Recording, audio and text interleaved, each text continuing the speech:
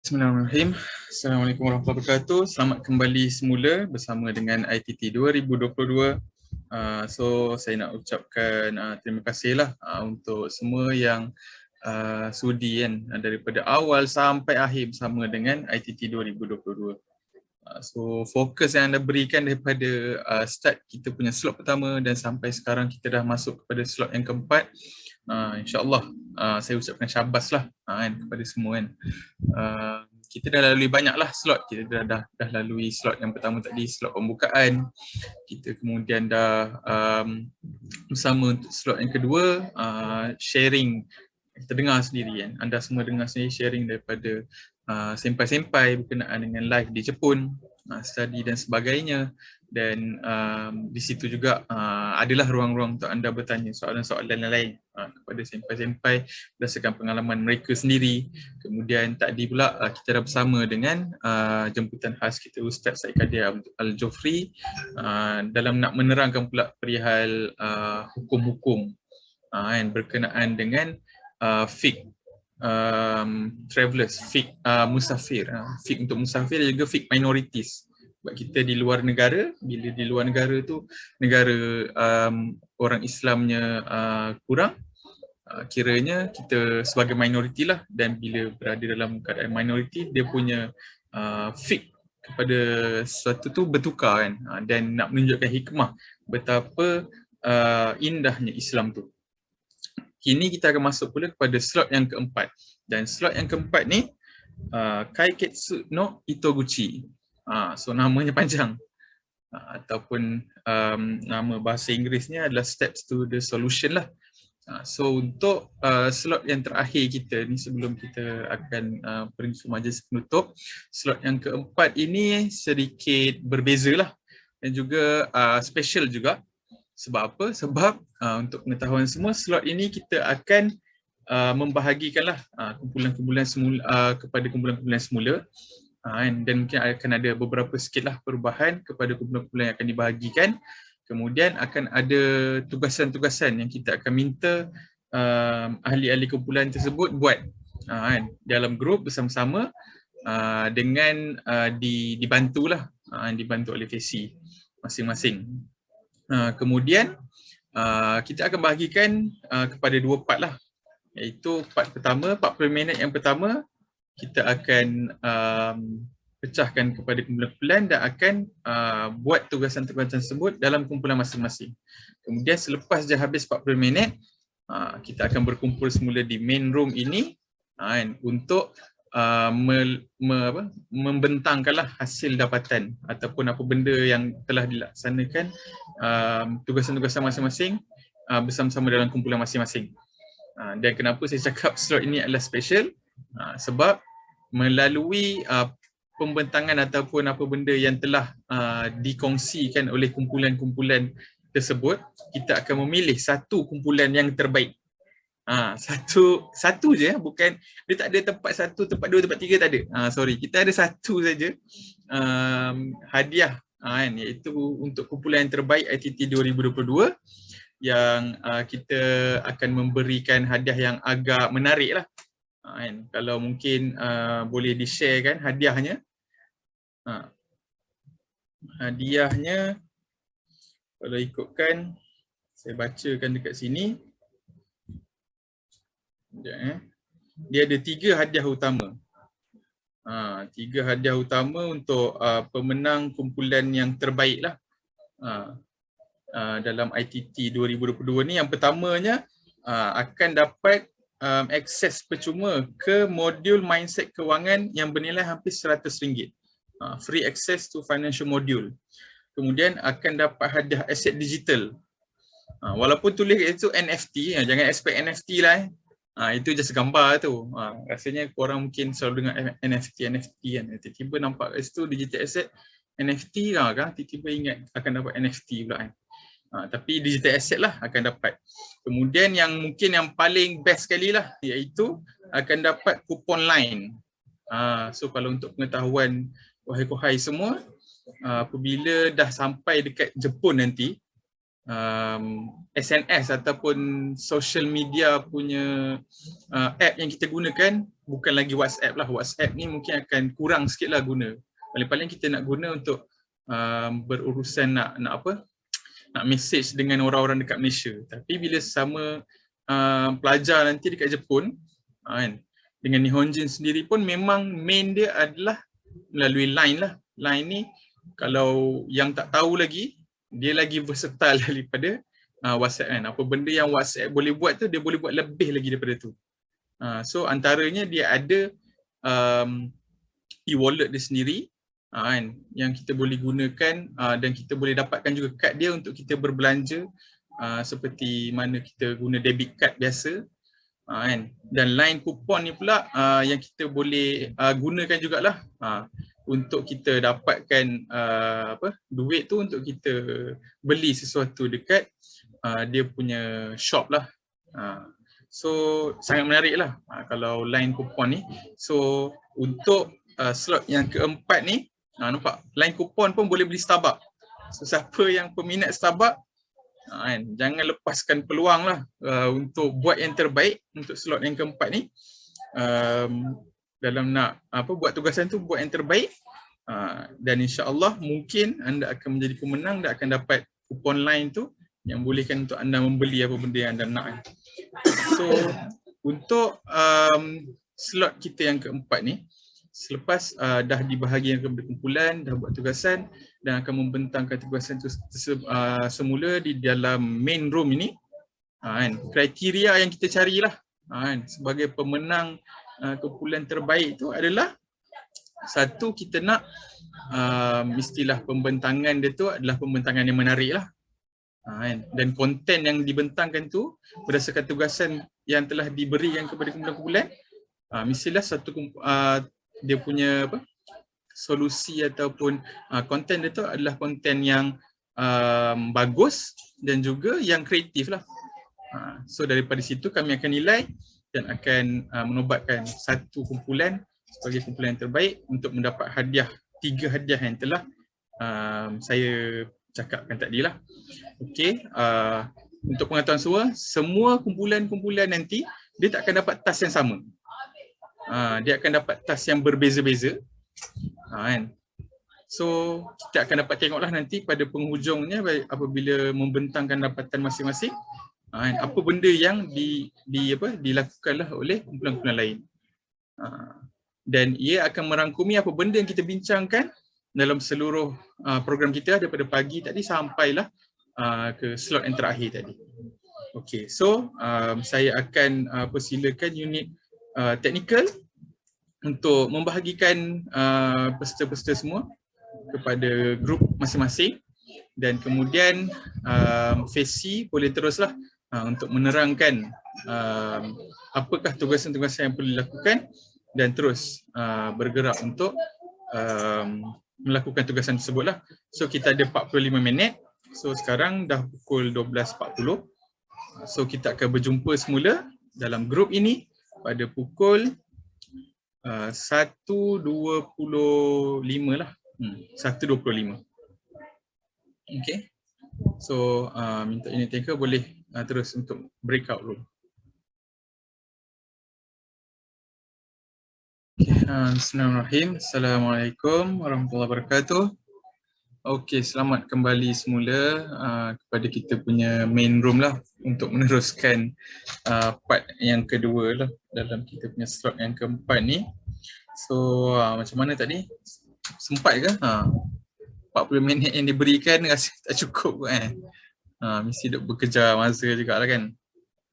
Tapi harapnya lah dalam masa 45 minit tadi tu dapat sama-sama bincang dan memberikan idea ataupun solusi yang terbaik lah kepada setiap situasi yang diberikan kepada kumpulan masing-masing.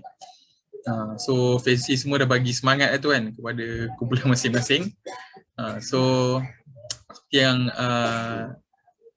saya ceritakan tadi, untuk part yang kedua, untuk slot yang keempat ni kita akan ada pembentangan lah kan, daripada setiap wakil kumpulan. So kita diberikan kami memberikan masa 5 minit untuk setiap wakil untuk membentangkan hasil perbincangan kumpulan masing-masing. So dalam 5 minit tu harapnya please jagalah kan. Jangan over pula kan. Kalau nak over paling-paling seminit over okey lah. Jangan over kat 5 minit, 10 minit kan. So payah pula kan. Kita orang tak kisah tapi korang nanti kan mungkin ada apa-apa plan lain pula ke apa kan lepas pukul 2 nanti kan. So akan bagi masa 5 minit. So kita ada total 5 kumpulan. So kita akan round lah. Setiap satu kumpulan akan bentang 5 minit and then tukar sampai habis. Kemudian baru nanti kita akan tutuplah sesi slot yang terakhir ni sebelum kita akan habis. Kita akan masuk kepada majlis penutup. Kita target estimate dalam pukul 2 lah. Kalau paling lambat pun mungkin pukul 2.10 lah kan. Kita target kita boleh start dengan kita punya majlis penutup. So sesi nanti akan menilai dan kita akan pilihlah siapakah kumpulan yang terbaik memberikan pembentangan dari segi idea, kreativiti dan juga konten solusi lah. Kemudian pemenangnya tu kita akan umumkan pada majlis penutup nanti.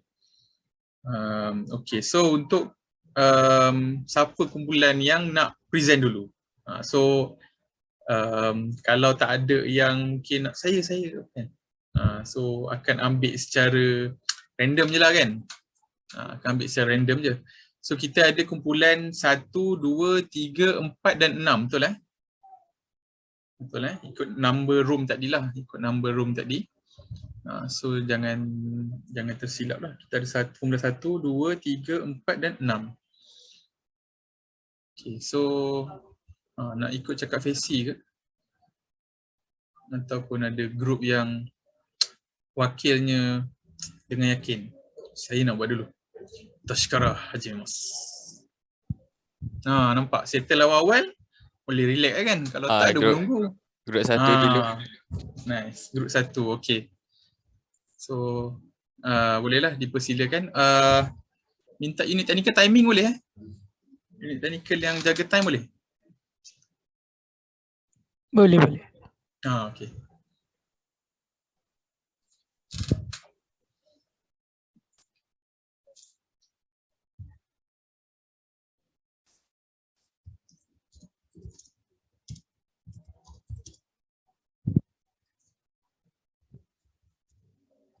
Boleh start? Boleh. Silakan. Okay. Assalamualaikum warahmatullahi wabarakatuh. Kami daripada kumpulan 1 akan membentangkan mengenai perancangan yang sebaiknya suatu yang sunyi. Sebagaimana dalam surah Wal-As, kita hendaklah mengisi masa lapang kita dengan sebaik mungkin, dan yang isi pertama kita iaitu part-time job. This would be the best solution sebab yang pertama kita dekat Jepun kan. Kita dekat Jepun, dia punya environment sangat lain banding dengan Malaysia, di mana etika kerja mereka sangat ditekankan. Dan di situ juga di samping kita menambahkan juga etika kerja kita mendapat lebihan skill, life skill yang kita boleh dapat daripada kerja tu. Like sebagai contoh, if you work, kalau awak kerja kat cashier, then awak akan berjumpa dengan pelbagai kerana customer, dan di Jepun probably lain daripada apa yang di Malaysia. Dan kalau awak kerja di bahagian probably not in the front, probably tak settle dengan kerana manusia, tapi settle dengan barang-barang. Di situlah di mana awak akan mendapatkan life skill yang baharu. Dan semestinya di situ juga kita boleh mendapatkan duit sampingan. Saya teruskan kepada poin seterusnya. Seterusnya travelling. Bab kata Fatah, jauh perjalanan, luas pemandangan. So travelling ni satu benda yang kita memang nak buat lah kan. Dah sampai Jepun ni. Tapi sebelum tu kita kena ingat travel ni bukan kos-kosong je. So kita pun perlu rancang dengan baik apa kita nak buat. Dan antaranya adalah cuba benda-benda baru. yang hanya ada kat Jepun. Contohnya tengok bunga sakura ke, main salji ke, try makanan-makanan Jepun ke. Pada masa yang sama, bila kita dah travel jauh, kita akan jumpa ramai orang. So bila jumpa ramai orang ni, mesti ramai orang nak tahu kita datang dari mana kan. So pada masa yang sama, kita boleh gak promote pasar Malaysia dekat orang-orang Jepun. Dan kita juga boleh promote pasar tempat tu kat orang-orang Malaysia. Dengan itu, kita akan asah kita punya skill dalam promote, dalam perkenalkan benda-benda. So skill ni penting untuk kita in the future nanti untuk bekerja. Skill promote ni. And kalau kita nak travel pun kita nak ambil banyak gambar kan. So kita pun boleh belajar skill untuk fotografi ke apa. Dan kalaulah kita promote tempat tu kat Malaysia kan. Lepas tu kalau ada Malaysia nak datang, kita bolehlah jadi tour guide ke apa, boleh dapat commission kan. Ada agak. Okey, tu je. Terima kasih. Terusnya.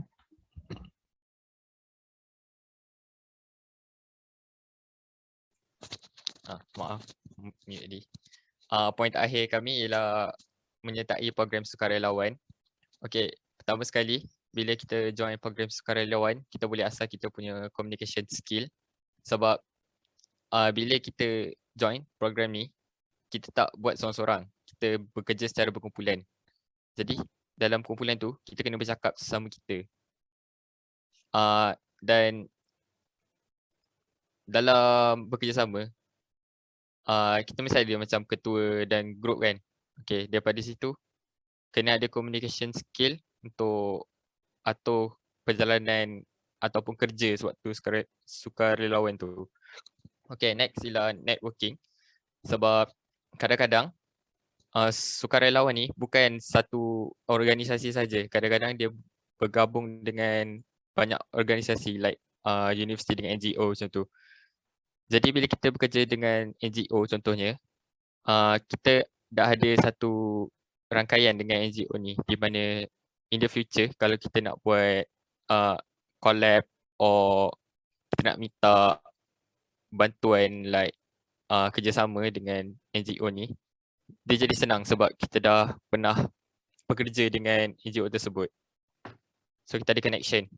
Dan poin terakhir ialah jati diri. Sebab bila kita buat program sukarelawan ni, walaupun mula-mula mungkin ada yang rasa terpaksa, tapi sama-sama kita buat contoh. Bila kita buat dekat pusat kebajikan, kita akan dengar macam ada makcik-makcik yang akan bercerita tentang kisah hidup dia apa semua.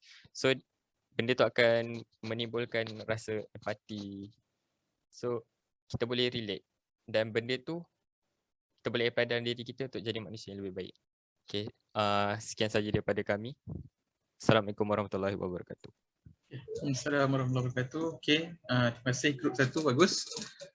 So situasi yang diberikan adalah apa planning untuk nak Sri kan, sebab nak Sri cuti yang paling panjang lah nak dibandingkan dengan cuti-cuti lain. So poin yang diberikan adalah apa tadi, Baito, lepas tu travel, and then program kesukarelawanan lah. So 3 poin tu. Okay, terima kasih grup 1. So next kita akan pergi kepada grup yang seterusnya. Ada yang nak volunteer? Grup 4. Grup 4. Okay, grup 4. Bagus. Boleh teruskan untuk share. Imran.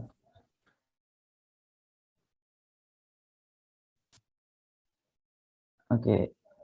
Tajuk yang diberikan adalah setiap bulan anda dapat lebih kurang 130,000 yen sebagai pembiayaan bulanan sebagai tabung dan perancangan masa depan anda, dikendaki untuk memikirkan perancangan kewangan anda. Sediakan perancangan perbelanjaan termasuk simpanan dan rancangan pembayaran pinjaman selepas tamat belajar. Okay, tajuk ni agak berat.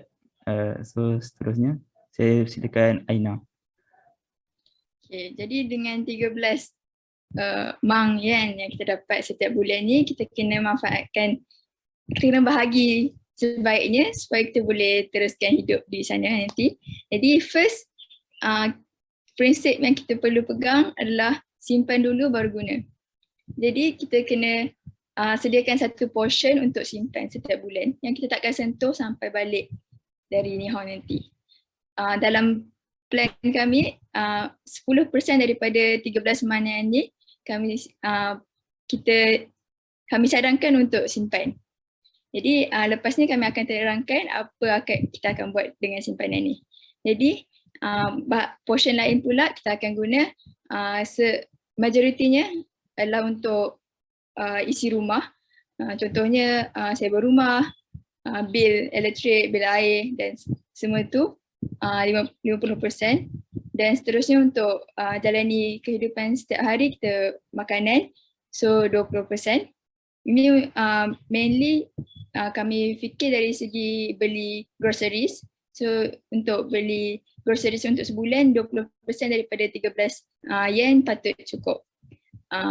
Kemudian kita perlu guna transport juga, naik train semua, so untuk tu 5%.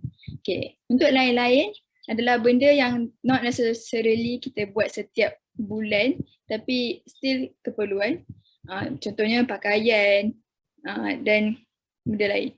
Jadi kalau benda selain sewaan, transport, makanan kita nak buat tapi dah tak ada dalam portion lain-lain, so maksudnya kita tak mampu dan kita tak patut buat benda tu.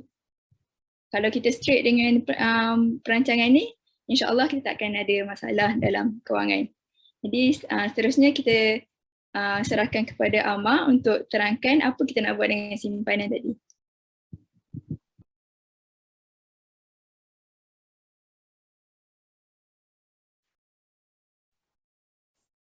Seterusnya untuk apa yang kita nak buat dengan simpanan tu ya.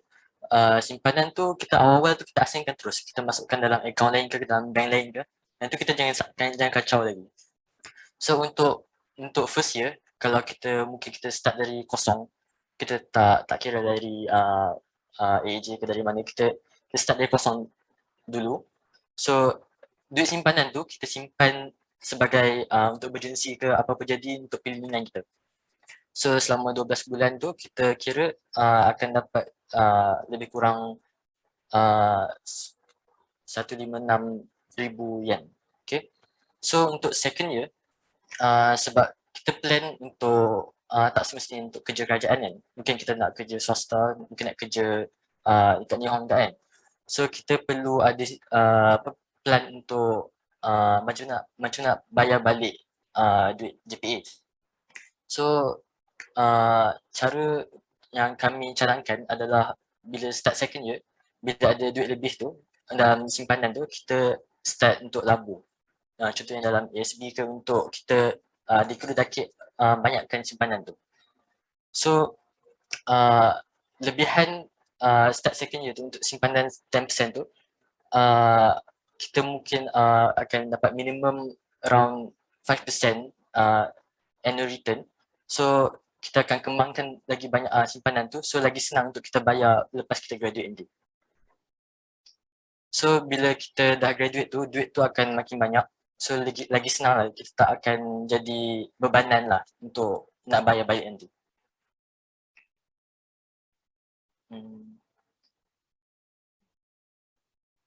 Saya rasa itu saja. Terima kasih. Okey. Compact dan padat So kita punya grup yang keempat membentangkan tentang keuangan. So tak pasti nanti korang macam mana. Rasanya mungkin akan dapat lebih kurang sama lah. Dia samang juga setiap bulan. So macam yang tadilah di-share oleh grup 4 tadi, dia kata simpan dulu baru pakai. So amalkanlah benda tu kan, supaya nanti tak terjerut di penghujung kehidupan. So baguslah yang berkenaan ASB tu kan, sebab dia passive income kan. So terima kasih atas perkongsian yang diberikan lah. Okay, so kita tinggal lagi 3 grup. So grup yang seterusnya, ada yang nak volunteer. Kita ada grup 2, 3 dan juga 6. Grup 2. Grup 2, okey, bagus. Okay, dozo, grup 2 untuk. Boleh dengar? Boleh.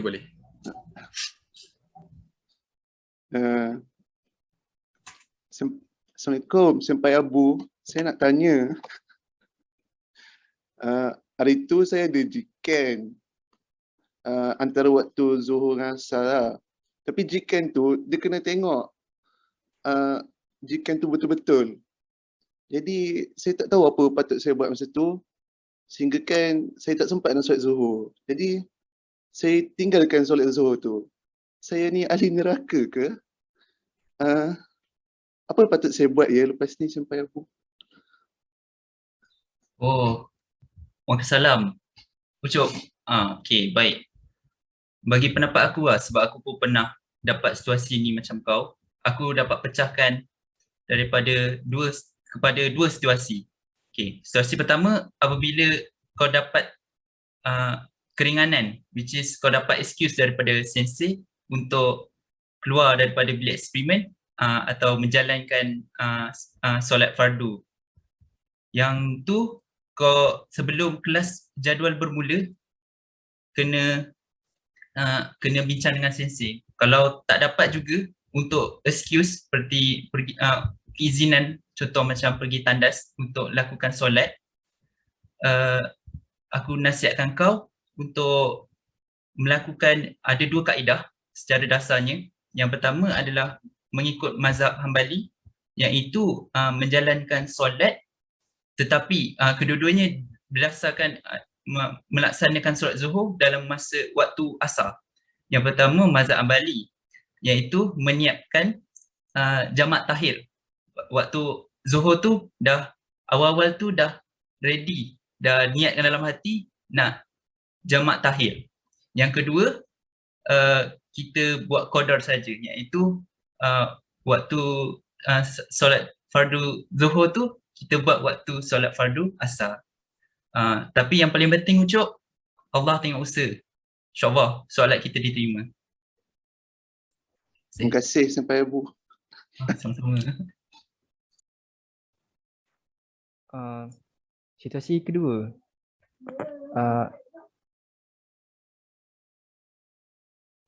Solihin Senpai. Ya.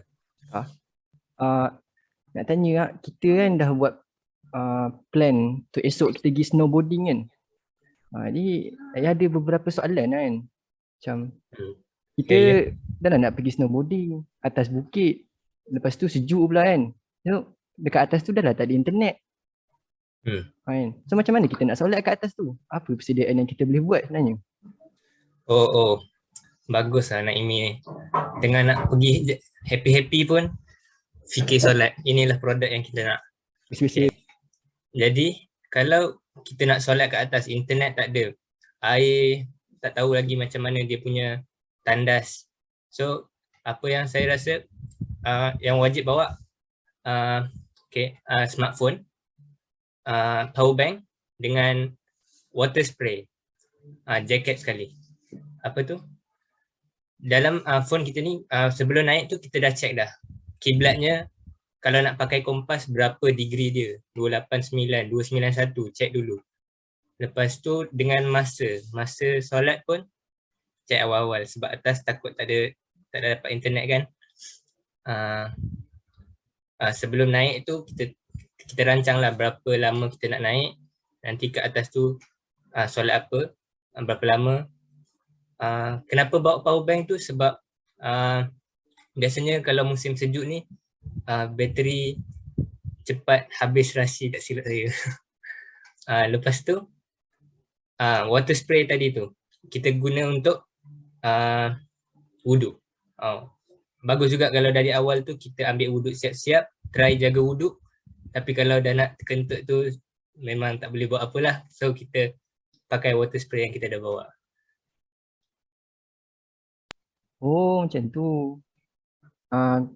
Kalau saya pernah dengar pasal khuf tau, khuf. Macam mana khuf tu? Mas-mas lah.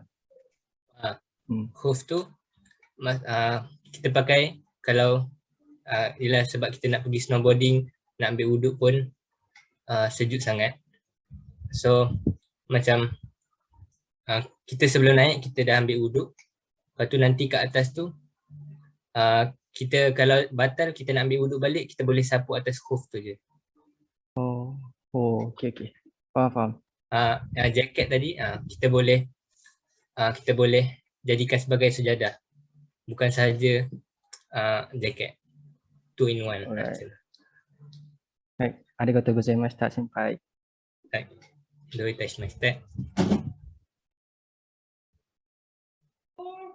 Itu saja dari kumpulan kami. Sekian, terima kasih. Okey, sama-sama. Ingatkan ada part 3 pula, tak ada. Tadi nak mencelah, tiba ada part 2. Bagus Abu Senpai dengan Solihin Senpai kan. Boleh guide lagi kohai-kohai kan. Mantap lah. Okey, so itu tadi daripada group 2 Group 2 walaupun tadi dia terus masuk je kan. Dia tak ada macam main cut apa semua tu tak ada kan. Terus masuk je. So untuk situasi dia adalah solat ketika musafir lah kan. And then solat ketika itulah kalau contohnya exam dan sebagainya tadi kan. So macam mana. So yang tu pun tadi kita ada dengar juga sedikit sebanyak daripada ustaz tadi. Tapi yang kali ni diorang lakonkan semula kan. Diorang bentang tu dengan cara lakonan semula tu yang menarik tu kan. Okay. So itu daripada kumpulan yang kedua. So kita tinggal lagi 2 kumpulan 3 dan kumpulan 6. Siapa nak mula dulu? Kumpulan 3. Okay. Dipersilakan kumpulan 3.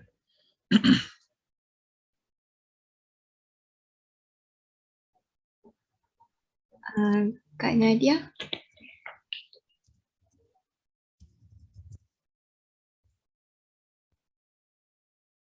Assalamualaikum warahmatullahi wabarakatuh.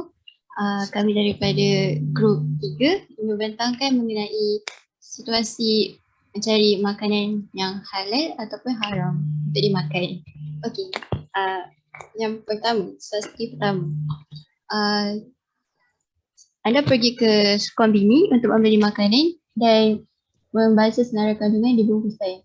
Dan terdapat sebahagian bahan yang tidak pasti asasnya sama ada daripada tumbuhan atau binatang. Okey, apakah cara-cara untuk kita selesaikan masalah ini? Adalah yang pertama daripada perbincangan kami ialah makanan tersebut kita tengok belakang dia, tengok ingredient. Okey, dekat ingredient tu kita sebab kita ni masih baru lagi, tak pernah lagi pergi Jepun, so kita pun tak tahu mana satu yang syubhah ataupun yang haram ataupun yang boleh dimakan. So nanti akak senpai dia akan, nanti senpai Tachi akan bagi kita halal list, so kita kena rujuk halal list ni. Okay, daripada halal list ni kita rujuk, tengoklah dekat makanan tu ada tak yang bahan-bahan syubhah ataupun tidak. Sebagai contoh, macam dalam gambar ini adalah cream puff. Okay, kita kan suka mana manis kan. Inilah contoh cream puff. Okay, cream puff kat sini kalau kita perhatikan dekat ingredient tersebut ada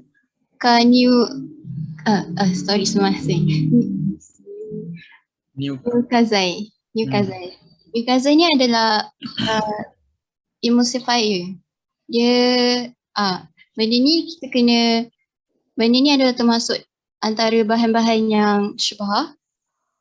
Jadi kita kena perkara yang perlu kita buat adalah kad kuning.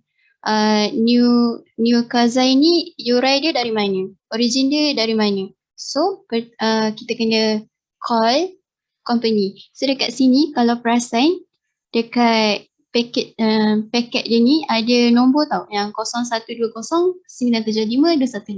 So kat situ kita boleh call.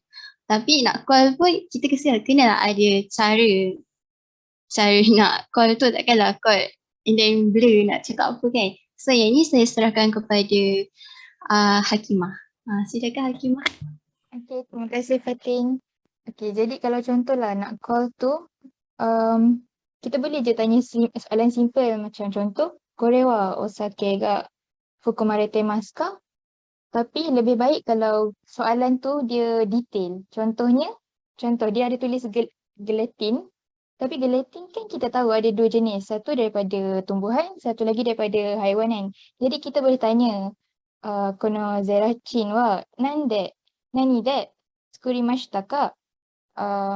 植物由来ですか？それとも動物由来ですか? Lagi better lagi spesifik lagi better untuk tanya. Macam tu lah. Okay, seterusnya saya panggil untuk orang yang situasi 2 pula.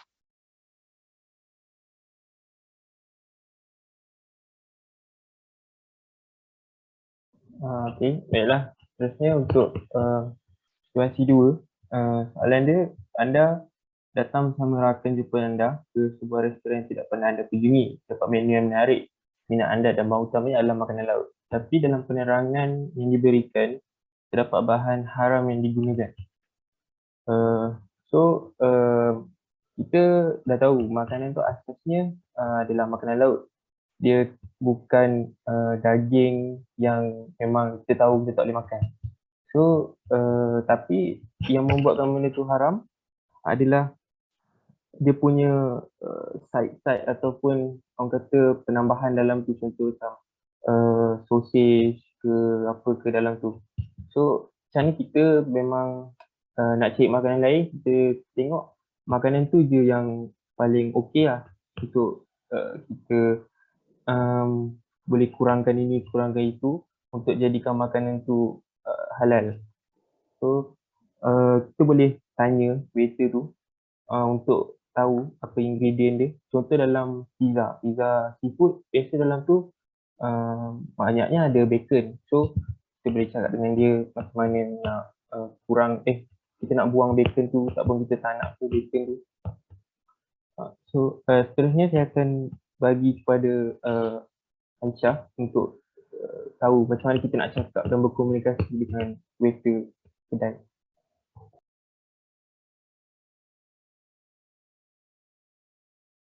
Okay, baiklah. So macam yang tadi juga kita boleh tanya ingredient dalam makanan tu ada apa. So contohnya kita boleh tanya sumimasen, contoh kakuning shitain desu ka? Kono pizza no naka ni nikurui ataupun apa-apa ga haite imasu ka? Ataupun fukamarete imasu ka? Kita boleh tanya macam tu. Terus ataupun contoh kita boleh minta untuk tak letak sesuatu ingredient tu. Contohnya, kita boleh guna term nuki ataupun nashi.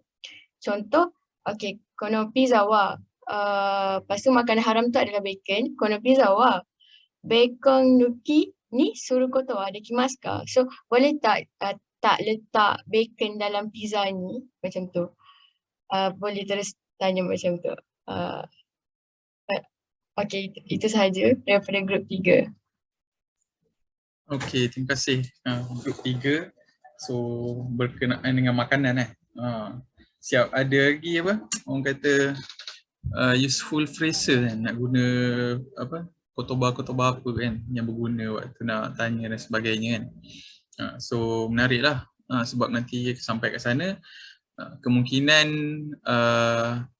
kita akan bertemu lah dengan situasi kita akan pakai benda tu kan. So kalau macam contoh situasi yang pertama ni, satu lagi lah kalau perasan lah dekat dalam tu selain Newcastle, Fato spread ada dekat dalam tu juga. Fato spread ni dia macam margarine lah. So itu pun sebenarnya boleh tanya juga kan. Cumanya rasanya boleh kira lah berapa ramai antara kita yang pernah bertanya lah kan. Mungkin yang rajin bertanya tu dahsyat lah. Dan kalau macam saya sendiri pun mungkin dalam sekali 2 kali sepanjang ada dekat sana pernah bertanya, tapi bolehlah cuba kan orang kata apa benda yang dah di-sharekan oleh grup 3 tadi berkenaan dengan makanan. Saya give up je. Kebanyakannya macam tu lah kan. Bila lagi satu kalau sebut niku-nuki tu selalu nak sebut cepat-cepat jadi nuki-nuki. Jangan macam tu Jangan nuki-nuki kan orang Jepun dia tak faham. Nuki-nuki tu apa kan. Sebut betul-betul niku-nuki Okey. So kita pergi kepada kumpulan kita yang terakhir iaitu kumpulan 6. Terima kasih kumpulan 3. Okey, kita pergi kepada kumpulan 6 pula untuk membentangkan. 見えますか?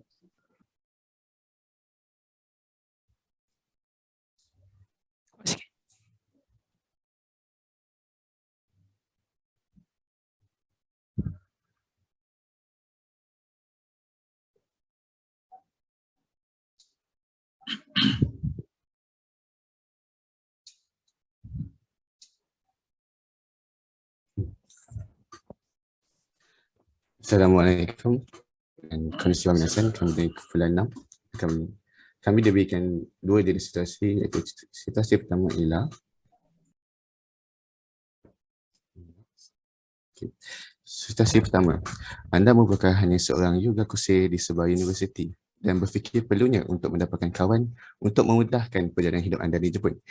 Nyatakan rancangan anda untuk berkenalan dengan orang Jepun. Okey, sudah kami berbincang, kami ada tiga cara penyelesaian untuk cara dapatkan kawan di Jepun. Yang pertama ialah sertai kelab atau organisasi yang terdapat di universiti. Okay, setiap universiti atau kosen akan mestilah ada kelab kan, macam kelab sukan, Pukatsu contohnya, volleyball, basketball, kendo dan macam-macam yang lain. Okay, daripada kelab ni kita senang je dapat kawan. Contohnya macam kita masuk kelab tu, dari situ contoh kita terus main kan. Kalau main-main tu mesti ada tanya, Kimi no position wa nan desu ka? Awak punya position apa? Awak pandai main apa? Selain main ni, awak pandai main apa kan? Dari situ secara tak langsung akan dapat kawan lah, senang je. Okay. Saya serahkan kepada Ilham. Okay. Seterusnya adalah dengan menggunakan media sosial. Okay, sekarang ni kita ni ada di Malaysia lagi, kita tak boleh pergi ke Jepun lagi. Kemudian oleh itu social media adalah satu-satunya medium yang kita boleh gunakan untuk get connected dengan kawan Jepun di sana. Okay, contohnya adalah menggunakan Twitter. Saya ada buat tweet dekat Jepun menggunakan hashtag Harukara Murorang Kogyo Daigaku. Dengan itu dengan menggunakan tweet itu saya telah membuat Jiko Shokai lah. Kemudian adalah orang yang tanya dari mana. Dengan itu akan adanya satu connection dengan kawan Jepun di sana. Kemudian kita boleh tanya-tanya pasal kelas ataupun apa shukudai atau assignment yang ada di sana yang perlu dibuat. Lepas tu pada masa sama kita boleh tanya-tanyalah apa yang sukan apa yang dimain, minat apa. Dengan lepas tu boleh tanya apa media sosial yang lain yang digunakan, contoh Instagram. Kemudian kalau dah dapat Instagram tu, kalau dia buat story ke apa ke, kita bolehlah komen ke. Ia akan menunjukkan lah yang kita ada minat kepada kawan Nihonjin tu, dan bolehlah dengan itu kita boleh membuat kawan dan kita janji-janji untuk jumpa kat Jepun nanti. Dengan itu dah dapat kawan lah. Okay, seterusnya Izri-san.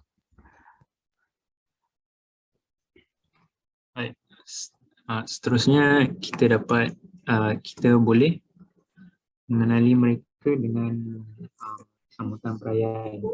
Bila waktu perayaan kat Jepun, boleh kita ajak Hanami atau apa-apa festival selagi tak melanggar syarak. Sebab tak silap saya ada festival seperti Gion Matsuri di Kyoto yang ada perbuatan ritual to appease the gods. Sambil-sambil tu kita boleh berkongsi bagaimana perayaan di Malaysia. Bukan saja mereka lebih kenal kita, malah mereka akan lebih mengenali Malaysia. Okay, itu jadi dari saya.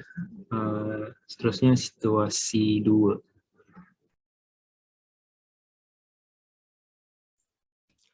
Baiklah, untuk situasi kedua ialah cara hidup sebagai orang Islam berbeza dari kebiasaan orang Jepun. Anda ditanya oleh rakan Jepun anda, kenapa perlunya anda mengikut segala suruhan yang ditetapkan dari Islam? Di kawasan anda tiada atau kurang komuniti Islam atau rakan Jepun anda berfikir bahawa tiada masalah untuk tidak melakukan kewajipan dalam Islam.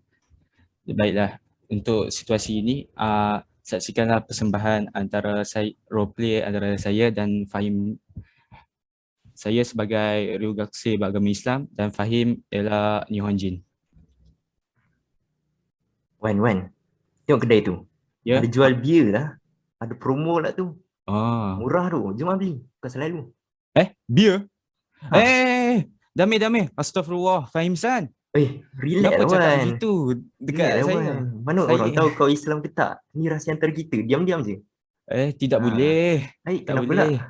Sebenarnya setiap larangan saya sebagai orang Islam, larangan itu bukan saja. Sebenarnya ada kelebihan juga. Contohnya kalau kami tidak meminum arak, kami tidak menyia-nyiakan hidup kami dengan kelekaan dan kemabukan. Tapi ada juga alternatif untuk berseronok. Selain itu, larangan itu juga memupuk akhlak dan disiplin kami. Dan juga selain itu, Tuhan kami Allah SWT juga Maha melihat. Walaupun tiada sesiapa yang memahati, namun dia tak memahati dan mengetahui setiap tingkah laku saya. Oleh itu saya berasa takut untuk melakukan melanggar perintahnya. Tidak lupa juga perbuatan saya juga akan dihakimi seadilnya di kehidupan selepas mati. Kerana kami percaya akan kehidupan selepas kematian. Sebab itulah kami tidak boleh terlalu bergantung kepada kesenangan di dunia ni dan mengimbangi kehidupan di dunia dan rohani kami. Faham tak, Fahim-san? Oh, macam tu ke? Ya. Faham. Aku dengar sesumi kau ni pun tak dia beli. Bagus. Ingat, agama Islam tidak berasal dari bangsa dan negara anda, tapi dari iman anda. Dah, jom kita beli air kuih, murah lagi. Oh ya, okey lah, boleh lah tu. Baik, sekian. Terima kasih. Okey. Syabas. Tahniah dan terima kasih kepada semua grup lah, masuk grup 6 yang membentangkan terakhir tadi berkenaan dengan situasi mungkin cara nak bergaul lah kan, cara nak bergaul dengan orang-orang setempat, orang Jepun lah terutamanya.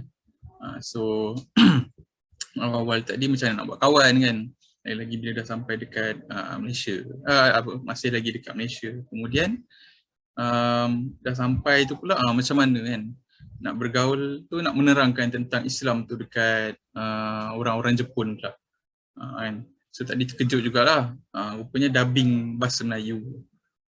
Orang Jepun kerti cakap bahasa Melayu kan.